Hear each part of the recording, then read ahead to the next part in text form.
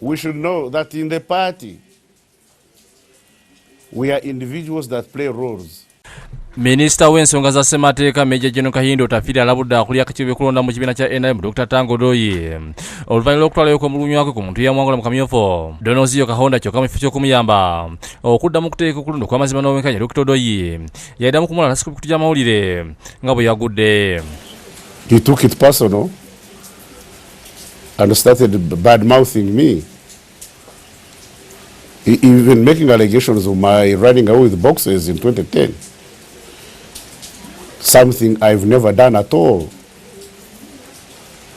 I've never grabbed boxes, ballot boxes, and counted them at my home.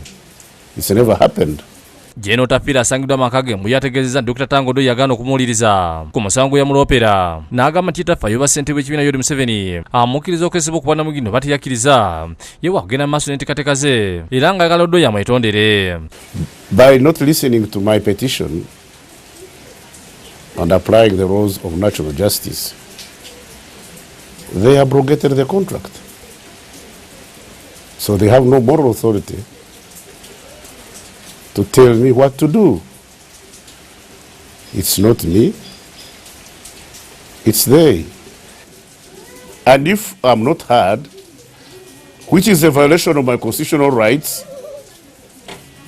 therefore don't blame me for subsequent actions.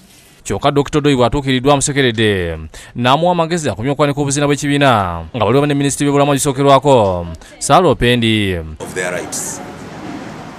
The problem is that when in the house you have a problem, you better settle it within the house. We have a president who listens, but running to the media, doing this and the other will not help them. Jeno Kahinda yeesimbye okuba namunigina mu ssaza Ruhina nga yawangulwa Donozio Kahonda. Robina Nantale yakusakidde guleno ku lwa Bukedde TV.